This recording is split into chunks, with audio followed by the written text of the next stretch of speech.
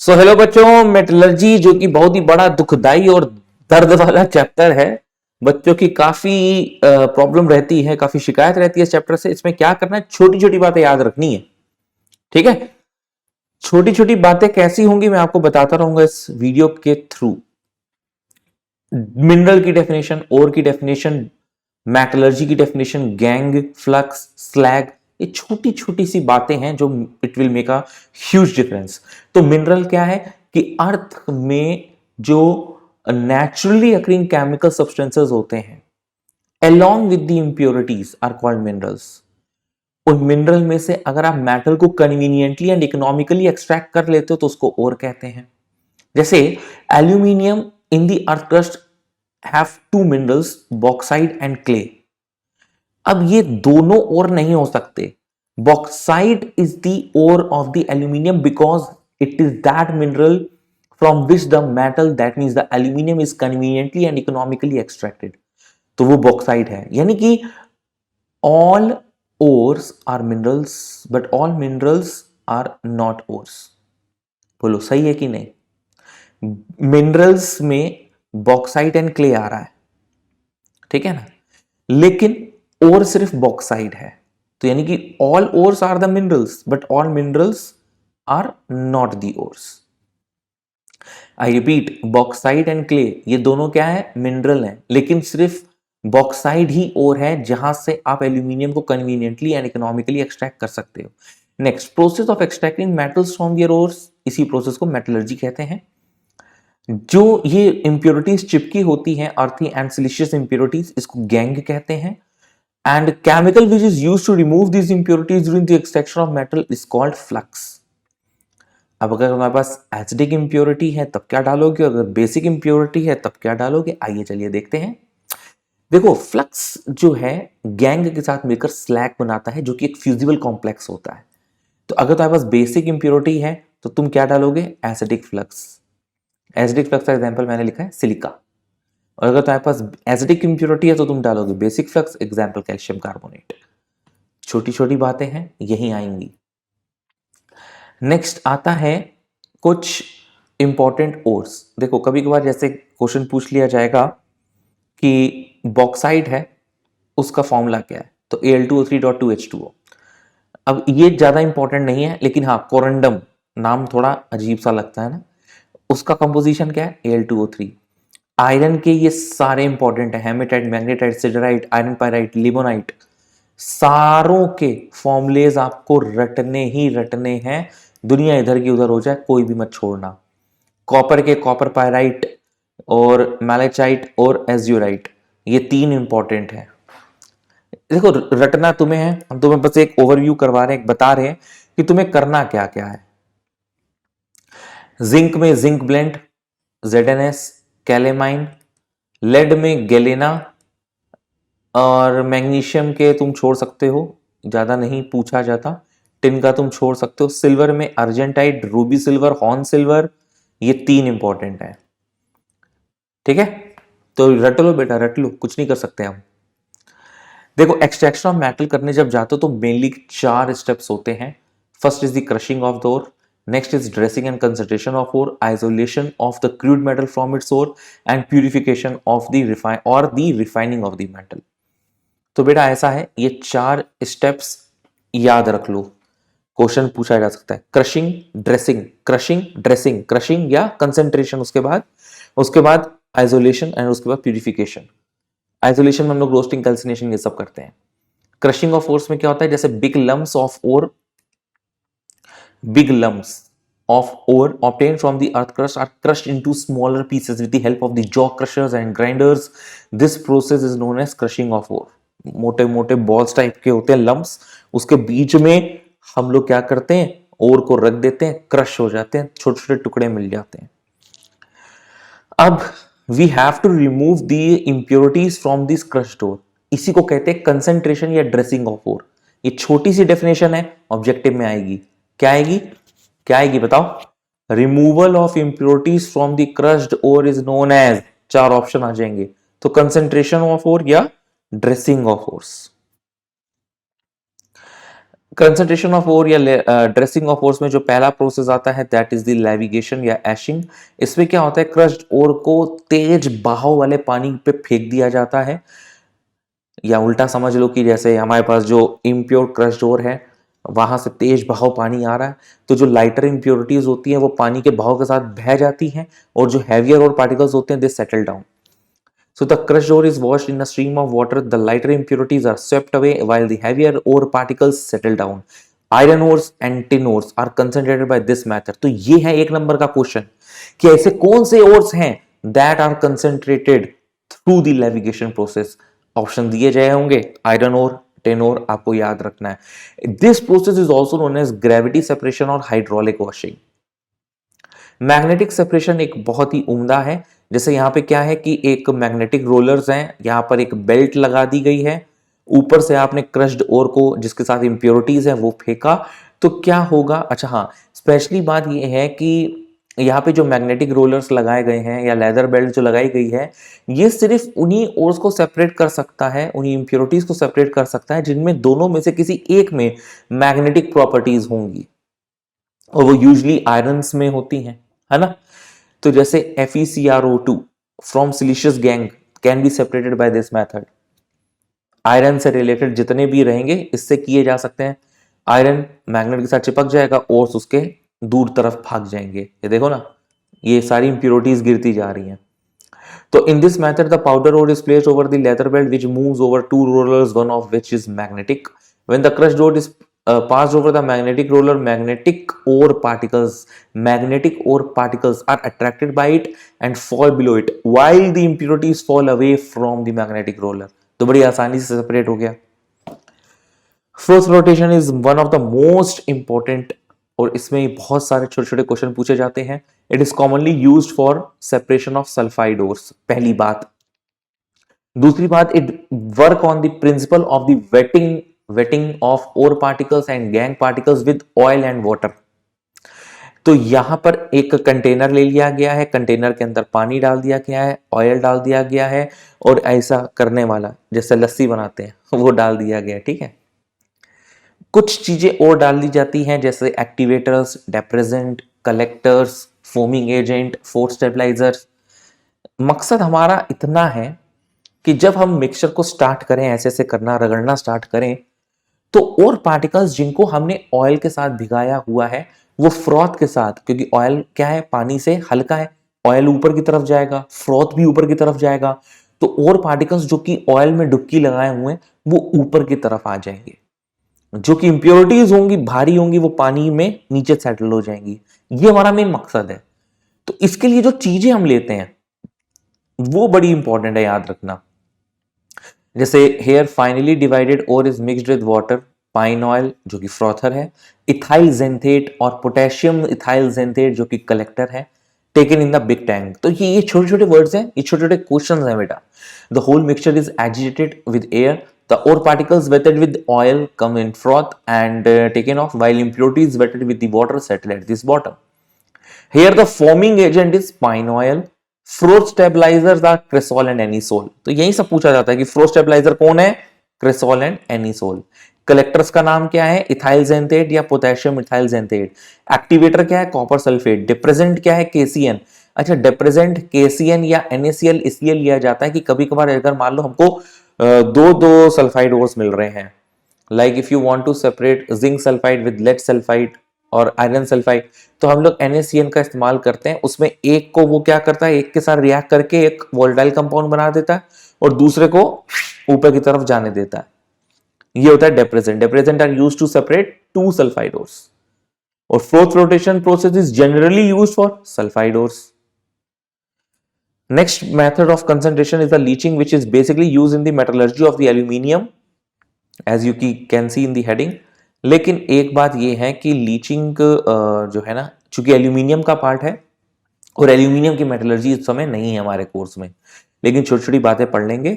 The principle, क्योंकि leaching process important है इसलिए पढ़ लेंगे। The principal ore of aluminium जो कि बॉक्साइट है, अभी मैंने आपको बताया था, it usually contains SiO2, iron oxide and titanium oxide as impurities.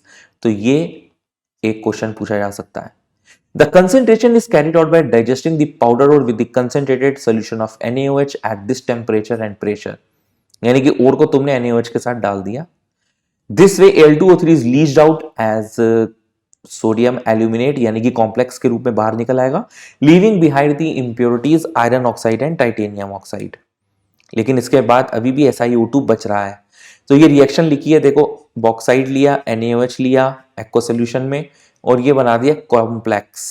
The aluminate in solution is neutralised by CO2 gas and hydrated Al2O3 is precipitated.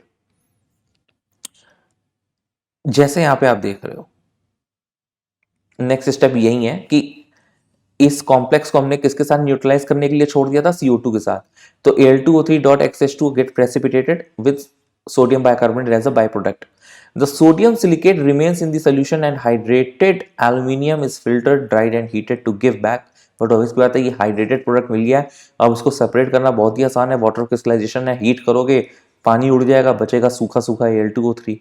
इसी को बेयर्स प्रोसेस कहते हैं. और यही लीचिंग मेथड हमको मेटलर्जी ऑफ सिल्वर और gold के काम आती है. एक मार्क्स का इंपॉर्टेंट क्वेश्चन आ सकता है, एक मार्क्स का क्या ऑब्जेक्टिव क्वेश्चन आ सकता है. AG और AU के लिए हम लोग क्या यूज करते हैं, NaCN या KCN in the presence of air. और इस प्रोसेस को कहते हैं MacArthur Forrest cyanide process. याद रखना बस, मेटलर्जी ऐसे याद रखो, metallurgy of silver and gold NaCN, metallurgy of silver and gold NaCN, MacArthur Forrest cyanide process. ठीक है ना. मैक अर्थर फॉरेस्ट क्या है, ये साइंटिस्ट का नाम है, और साइनाइड प्रोसेस क्योंकि NaCN और KCN ले रहे हैं. इसकी रिएक्शन अभी आगे मिलेगी. चलो ये रिएक्शन दिखा देते हैं. जो मैक अर्थर फॉरेस्ट की रिएक्शन है वो ये रहती है कुछ इस तरह से. Ag plus NaCN plus O2 plus H2O, तो ये कॉम्प्लेक्स प्लस NaOH बनाता है. ठीक है, ये मैक अर्थर फॉरेस्ट की है. अच्छा, अब वापस अपने काम पे आते हैं. अब आता है हमारा extraction of the crude metal from the concentrated ore. देखो आपने पहले ओर को क्रश किया with the help of the big lumps, फिर आपने उसको कंसंट्रेटेड किया with the help of flotation या हाइड्रोलिक वॉशिंग या मैग्नेटिक सेपरेशन एक्सेट्रा. अब आप क्या चाह रहे हो, अब आप एक्सट्रैक्ट करना चाहते हो crude metal from this concentrated ore. So you need to do the reduction. What you need to do is reduction. The concentrated ore must be converted into a form which is suitable for reduction. Usually the sulfide ore is converted to oxide before reduction. क्यों? क्योंकि oxides are easier to reduce. Thus, isolation of metals from concentrated ores involves two major steps: conversions to oxide and then reduction of the oxide to the metal. समझ में आया ना. कह रहा है कि जो कंसेंट्रेटेड ओर है उसको हमें किस में कन्वर्ट करना है, पर्टिकुलर हमको अगर इसमें मेटल चाहिए तो रिडक्शन चाहिए करना होगा. और रिडक्शन के लिए जो सल्फाइड ओर है it must be converted into its oxide form before the reduction. क्यों? क्योंकि oxides are easier to reduce, और ऑक्साइड्स पे आसानी से जब रिडक्शन हो जाएगा तो हमें प्योर मेटल मिल जाएगा, क्रूड मेटल मिल जाएगा. रिफाइनिंग तो बाद में करेंगे. तो दो मेजर स्टेप्स आपको क्या करना है, conversion to oxide and reduction of the oxide to the metal. तो कन्वर्जन टू ऑक्साइड हम दो तरीके से कर सकते हैं, calcination and roasting. Conversion of the ore into oxide is carried in two ways depending upon the nature of the ore. Calcination क्या है, it is a process of heating the concentrated ore strongly in a limited supply of air. बस roasting और calcination में यही फर्क है कि calcination limited supply of air में होता है, रोस्ट कर देना मतलब एक्सेस सप्लाई ऑफ एयर, और in the absence of air. Calcination is absence of air. ये कुछ रिएक्शंस हैं which signifies the process of calcination. ये सब आपको याद रखनी है, याद रखनी है. हम कुछ नहीं कर सकते. कि कैल्सिनेशन के इंपॉर्टेंट फीचर्स हैं कि water of crystallisation present in the hydrated oxide और gets lost as moisture. Organic matter if present in the ore get expelled and the ore becomes porous. Volatile impurities are removed. The carbonate ore gets decomposed to form the oxide of the metal like FeCO3, which is siderite, heats to give FeO plus CO2. Now you can further use this FeO. Like CaCO3 gets heat up to CO and CO2. So you can see that the carbonates are converting themselves into oxide ores. This hydrated form gets converting themselves into oxide ores. ठीक है, तो ये calcination के कुछ important features हैं जो मैंने आपको बताए। नेक्स्ट आता है बेटा आपका roasting.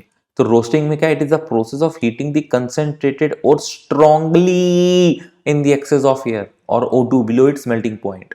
Roasting at exothermic once started, it does not require any additional heating. Some of the examples are this, मतलब ये सल्फाइड ओर्स हैं बेसिकली, लेड सल्फाइड हो गया, जिंक सल्फाइड हो गया, कॉपर सल्फाइड हो गया, इनमें ये सारा क्या है, रोस्टिंग का प्रोसेस चल रहा है। अच्छा हाँ, the reduction of the sulphide और डायरेक्टली इनटू द मेटल, ये इंपॉर्टेंट है, ये इंपॉर्टेंट डेफिनेशन, इसको ऑटो रिडक्शन कहते हैं। ठीक है, the reduction of the sulphide और directly into the metal by heating it in air or O2 is called various names like self reduction, auto reduction, air reduction, etc. याद रखना बेटा। Next आता है reduction by smelting. Reduction by smelting में smelting process क्या होता है, बस ये याद रखो, सीधी सीधी डेफिनेशन है। कह रहा है द कैल्साइंड और roasted ore is then reduce to the metallic state. भाई दो स्टेजेस थी ना, एक रोस्टिंग या कैल्सिनेशन कर देना, और एक जो ऑक्साइड ओर्स मिल रहे हैं हमको रोस्टिंग और कैल्सिनेशन से, उनको फर्दर रिड्यूस कर देना मेटालिक स्टेट में। तो वो किया जा सकता है रिडक्शन बाय कार्बन, जिसको हम स्मेल्टिंग कहते हैं। तो reduction of the oxide with the carbon at high temperature is known as smelting. तो कौन कौन से किए जा सकते हैं, the oxides of less electropositive metals like lead, zinc, Fe, Sn, Cu etcetera are reduced by strongly heating them with coal or coke in the blast furnace. ये blast furnace कैसा दिखता है, ऐसा दिखता है। क्या आएगा, कैसे आ सकता है भैया, सब्जेक्टिव तो है नहीं, कैसे आएगा। इंपॉर्टेंट जोन्स होते हैं जिसकी रिएक्शंस इंपॉर्टेंट होती है, वो याद रख लेना, वो कौन सी होती है, देखते रहिए, बने रहिए हमारे साथ, आगे चल के बताएंगे। तो इसमें कुछ इंपॉर्टेंट टर्म्स हैं, जैसे स्लैग आप लोग पढ़ी चुके हो हमसे अभी अभी अभी अभी अभी अभी, है ना। Fusible material during reduction process, gang plus flux gives slag. Flux क्या होता है, substance use for moving gang. दो तरीके के होते हैं, एसिडिक फ्लक्स और बेसिक फ्लक्स, ये तो अभी पढ़ कर आए हैं। तो ये जैसे कुछ एग्जांपल्स लिखे हैं स्मेल्टिंग के बेटा, देख लो जरा। तो कह रहा है reduction of oxides of less electropositive metals like lead, Fe, Sn, Sb and Cu is carried out by heating with coal or coke in the blast furnace in limited air. तो ZnO plus C gives Zn plus Co, PbO plus C gives Pb plus Co, etc. तो ये metals के नाम याद रखो, Pb, Fe, Zn, Sb, Cu। तुमसे पूछा जाएगा स्मेल्टिंग में कौन से एलिमेंट्स काम होते हैं, इनमें से एक करेक्ट ऑप्शन दे देगा और बाकी कुछ अंडरस्टैंड दे देगा। तो तुम्हें याद होना चाहिए ना कि ये 5 मेटल्स हैं जिनको हमें स्मेल्टिंग के थ्रू ही काम करना है। नेक्स्ट हाइड्रोमेटलर्जी एक डेफिनेशन है जिसको तुम्हें याद रखना है। It is based on the fact that more electropositive metals displaces less electropositive metals from their salt. This process is also called wet process. समझ रहे हो, more electropositive metal, but obvious की बात है लेस इलेक्ट्रोपॉजिटिव मेटल को displace करता है from it salt. इसको वेट प्रोसेस भी कहते हैं, इसी को हाइड्रोमेटलर्जी भी कहते हैं। एग्जाम्पल है जैसे zinc displaces silver from sodium argentocyanide. ये जैसे आपका वो वाला प्रोसेस है ना, मैकअर्थर साइनाइड प्रोसेस। तो इसमें जो ये कॉम्प्लेक्स बना, इसकी रिएक्शन हमने फर्दर जिंक के साथ कराई फाइनल स्टेज में। तो आप देख रहे हो कि यहाँ का जो Ag है, कॉम्प्लेक्स का जो Ag है, बहुत मुश्किल होता है इसको डिस्प्लेस करना, उसने इसको डिस्प्लेस कर दिया। क्लियर है। नेक्स्ट आते हैं प्यूरिफिकेशन ऑफ मेटल्स के कुछ इंपॉर्टेंट डेफिनेशंस में जो कि फिर से पूछी जा सकती हैं, लाइक लिक्वेशन क्या होता है। This method is meant for refining of easily fusible metals like Sn, Pb, Bi having less fusible impurities. Example, Zn-Pb mixture is separated by placing crude zinc in upper part of the sloping hearth maintained at the temperature just above the melting point of zinc. The non-fusible mass of lead remains behind the hearth while zinc melts and flows down. एक ऐसे sloppy type का imagine कर लो, यहाँ पे तुमने zinc और PB का mixture imagine किया है और उसको खूब तेजी से हीट किया है। हीट करने पर जिंक पिघल जाएगा, वैसे तो बहुत सख्त है लेकिन आज पिघलेगा। जिंक पिघल के नीचे आ जाएगा और लेड जो कि इंप्योरिटी थी वो ऊपर ही रहेगी। समझ गए ना, लेस फ्यूजिबल, नॉन फ्यूजिबल या इजी फ्यूजिबल। मतलब एक बार फिर से देख लो यार, एग्जाम्पल जो था ZnPV mixture is separated by placing crude zinc in the upper part of the sloping hearth, maintained at the temperature just above the melting point of zinc. ठीक है, तो the non-fusible mass of Pb remains behind the hearth while zinc melts and flows down. Distillation, volatile metal like zinc, mercury are refined by distillation. तो ये metals के नाम याद रखने हैं. Here crude metal is heated in retort. As a result, pure metal gets distilled and impurities are left in the retort. Zone refining, again a very important topic. Highly pure metal is obtained by this method. Examples याद रखना, GaGC, है ना, gallium, germanium and silicon. It is based on the fact that the metal and the impurities have difference in their solubilities. तो जैसे कि metallic rod आपको दिख रही है, एक तरफ से हीट किया, मूविंग सर्कुलेटर हीटर होता है जो कि रोटेट करेगा, इधर से उधर भागेगा through the help of the rollers, जो कि यहाँ दिखाई नहीं गए हैं. जैसे लिखा है कि a circular heater fitted around a rod of impure metal is slowly move along the length of the rod. At the heated zone, the rod melts, and as the heater moves on, impurities pass into the molten zone while the pure metal crystallizes out. समझ गए, सारा concept यही है, heat करो, एक पिघलेगा एक नहीं पिघलेगा. ठीक है, समझ गए. और भी कुछ डिटेल में चाहिए हो तो बेटा मेटलर्जी की एक वन शॉट बनाई हुई है जो डिटेल्स पे खेलती है, डिटेल पे, तो वो देख सकते हो तुम, डिस्क्रिप्शन बॉक्स में लिंक है, जाकर चेक कर लेना.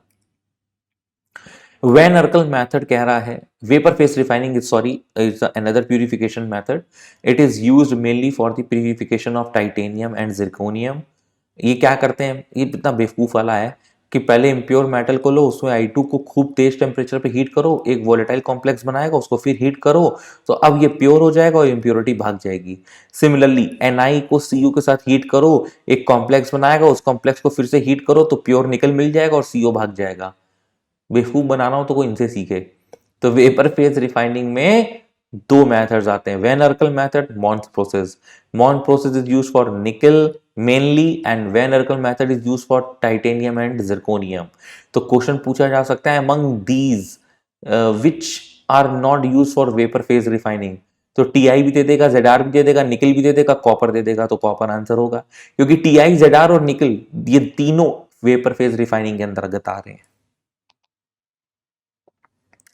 ये छोटे छोटे टर्म्स हैं कि पायरोमेटलर्जी मतलब जिसमें हीट इन्वॉल्व होती है, इलेक्ट्रोमेटलर्जी का मतलब जिसमें इलेक्ट्रोलिसिस इन्वॉल्व होता है, इलेक्ट्रो रिफाइनिंग का मतलब जिसमें high electro positive metals like Cu, Ag, Au, Al, Zn, Sn, Pb are purified by this method.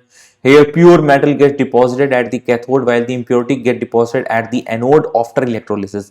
Pyro में it is the extraction of metals involving heat.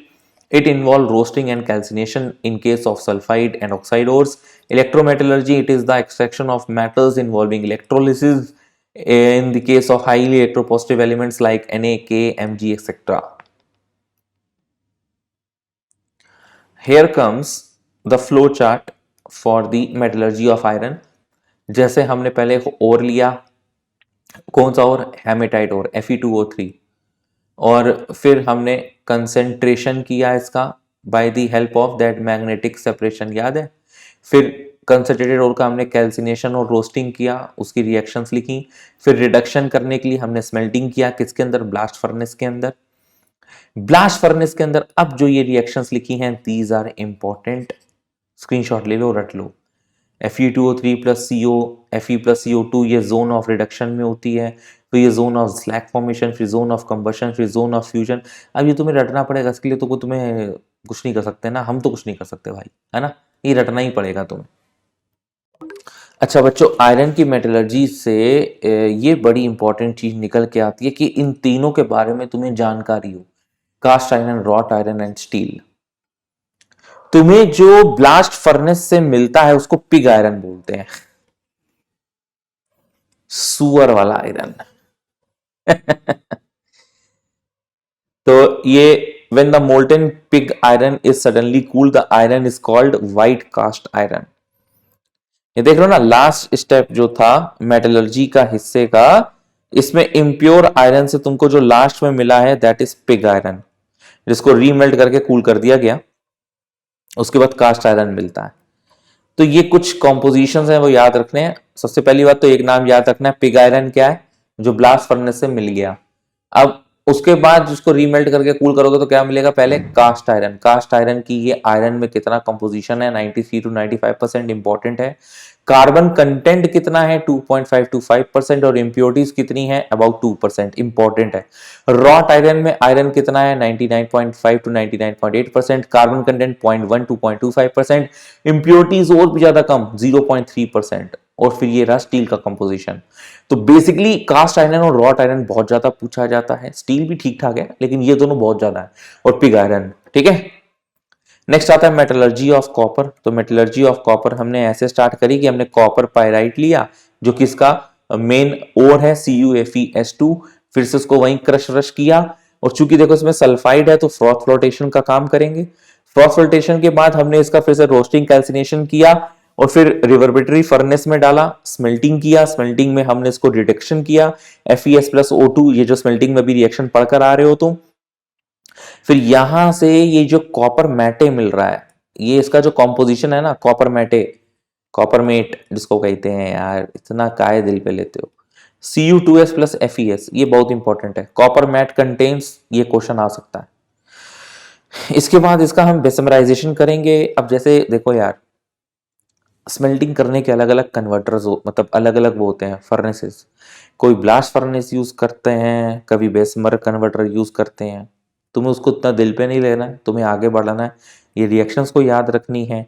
Blister copper क्या होता है, 98% copper plus 2% impurities. मोटे मोटे word याद रखो जो एक एक नंबर में तुम्हें भी लगता है हाँ पूछे जा सकते हैं। फिर हाँ, कॉपर की जो रिफाइनिंग होती है वो इलेक्ट्रोलिटिक रिफाइनिंग होती है, ये भी पीछे पढ़कर आ रहे हैं, जिसमें एनोड इम्प्योर कॉपर प्लेट की होती है और कैथोड प्योर कॉपर प्लेट की होती है। नेक्स्ट आता है मेटलर्जी ऑफ सिल्वर। अर्जेंटाइट लेते हैं, फिर से फ्रोथ फ्लोटेशन किया, कैल्सिनेशन रोस्टिंग किया, और फिर हमको यहाँ पे प्रेसिपिटेशन ऑफ सिल्वर किया विद जिंक। ये वही है ना, अभी Ag वाला और Au वाला क्या कर रहे थे हम लोग, अभी एग्जाम्पल पढ़कर आ रहे हैं। इसमें डिस्प्लेस कर देता है जिंक Ag को फ्रॉम इट्स कॉम्प्लेक्स, है ना। और इलेक्ट्रोलिटिक रिफाइनिंग लास्ट स्टेप पे होता है। ये फ्लो चार्ट हैं, तुम लोग देख लेना। ये रहा तुम्हारा लास्ट जिंक का। फिर से स्टेप सबके में वही कॉमन है, वही 3-4 चीजें करनी है। क्लियर। अब आते हैं हम लोग मेन क्वेश्चंस पे। बच्चों क्वेश्चंस पे आते हैं फटाफट और इसको सॉल्व करते हैं। पहला क्वेश्चन कह रहा है when copper ore is mixed with silica in reverberatory furnace copper matte is produce. Copper matte क्या बताता है, तो कॉपर मैट अभी मैंने बताया आपको, it contains Cu2S and FeS। Option कौन सा है, sulphide of copper 1 and iron 2। Next, which of the following reaction is the example of auto reduction. Auto reduction में क्या रहता है, अभी ये चीज ये भी पढ़ाई थी मैंने स्लाइड्स में, कि जो सल्फर कंटेनिंग होता है एट कन्वर्ट्स इनटू SO2, और जो ऑक्साइड कंटेनिंग होता है वो converts into metal. A number of elements are available in earth crust. Most abundant elements are aluminium and Fe। 8.3% इसका रहता है और लगभग 5.1% Fe का रहता है। Zone refining is based on the principal that, इसमें वही है कि एक मेटल रॉड लेते हैं जो कि रोलर्स के ऊपर से जाती है और उसको हीट किया जाता है। तो इसका प्रिंसिपल होता है कि impurities are more soluble in molten metal than in this solid metal. Next question में आते हैं, कह रहा है in the extraction of copper from its sulphide the metal is formed by the reduction of Cu2O with, अभी ये option किया था कि हमने Cu2O की रिएक्शन हमने Cu2S के साथ कराई थी, तो हमको SO2 प्लस Cu मिला था। Auto reduction example Cu2S। Electrolytic refining is used for electropositive elements like copper and zinc. Extraction of gold and silver, ये क्वेश्चन हमने आपको भी बताया था कि मैक अर्थर साइनाइड प्रोसेस जो होता है जिसमें AuAgCN के साथ लेते हैं, उसमें क्या होता है कि जिंक जब लास्ट में आता है तो वो डिस्प्लेस कर देता है Ag को फ्रॉम इट्स कॉम्प्लेक्स आयन। तो displacement of metal by some other metal from the complex ion. Which of the following options are correct. अब यहां से more than one correct option है।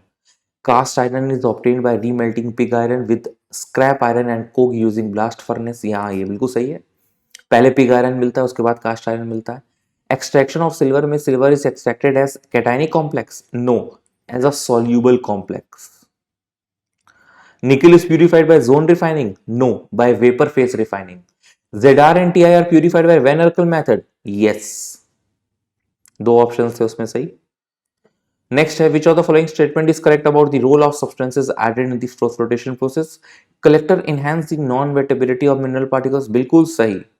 Collector enhance the wettability of gangue particles, no, no, no, no, no. By using depressants in the process, 2-sulfide ore can be separated, yes. PBS or ZNS. Float stabilizer use decreases the wettability of gangue, ना उससे कोई लेना देना नहीं float stabilizer से. In the float flotation process, zinc sulfide and lead sulfide can be separated by using depressant and also adjusting the proportion of oil to water. Clear? Next question बच्चों आता है common impurities present in the bauxite ore. तो bauxite ओर का याद रहता है ना, leaching वाला प्रोसेस था, उसमें क्या क्या था, आयरन की इंप्योरिटी थी, एसआई की इंप्योरिटी थी. These are the both options. Which of the following ores are concentrated by the float flotation, जिसमें सल्फाइड ओर्स होते हैं, जिसमें हेमेटाइट और मैग्नेटाइट तो बिल्कुल नहीं है. हाँ, गैलेना, पीबीएस, कॉपर पाराइड, CuFeS2, ये दोनों रहेंगे. Next, which of the reactions occur during calcination. ये क्वेश्चन बहुत इंपॉर्टेंट है, आ सकता है. कैल्सिनेशन में क्या रहता है, लिमिटेड O2 रहती है या एब्सेंस ऑफ O2 रहती है. तो ये दो ऑप्शन तो हो ही नहीं सकते, तो ले देकर यही दो बचे जो कैल्सिनेशन प्रोसेस दिखला रहे हैं, क्योंकि बाकी दोनों में ऑक्सीजन है. For the metallurgical process of which of the ores calcined or can be reduce by carbon, यानी कि स्मेल्टिंग की बात हो रही है, जिसका आंसर हेमेटाइट और कैलेमाइन है. ठीक है. नेक्स्ट क्वेश्चन बच्चों आता है the main reactions occurring in the blast furnace is. वैसे तो सारे ही जोन्स बड़े इंपॉर्टेंट होते हैं, लेकिन जोन ऑफ रिडक्शन में बहुत इंपॉर्टेंट रहता है. ये रिएक्शन अकर हो रही होती है, बहुत इंपॉर्टेंट होता है. और जोन ऑफ स्लैग फॉर्मेशन में ये रिएक्शन होती है, जो कि बड़ा इंपॉर्टेंट है. 1 and 4 option is correct. In which of the following method of purification metal is converted to its volatile compound which is decomposed to give pure metal? Heating with steam of CO and heating with iodine. Vapour face refining याद करो, vapour face refining, उसमें एक iodine वाले में Mons process होता है और CO वाले नहीं, आयोडीन के साथ होता है तुम्हारा TI. तो टीआई किसके साथ, ये टीआई वाला जो प्रोसेस होता है वो क्या होता है, वैन अर्कल मेथड, है ना, वैन अर्कल मेथड. और सीओ के साथ निकल हो रहा होता है तो उसको मॉन्ड्स प्रोसेस कहते हैं. ठीक है ना. ये पेन की निब नहीं काम कर रही. ये क्वेश्चन हो गया था, ये हो गया. ये लास्ट क्वेश्चन है which of the following statements are correct. बताओ पढ़ के. Depressant prevents the certain line of particles to come to the flow. हाँ बिल्कुल सही है, एक को अलाउ करता है, एक को नहीं करता है. कॉपर मेड Cu2S और FeS का होता है, तो ये तो गलत है. Solidified copper obtained from revertory furnace has blister appearance due to the evolution of SO2 gas during the extraction. Yes, very good. Zinc can be extracted by self reduction. No, electrolytic refining. गलत है. Answer 103 है. I hope आपको ये video समझ में आया, अच्छा लगा. Tata bye bye, all the best, पढ़ते रहें.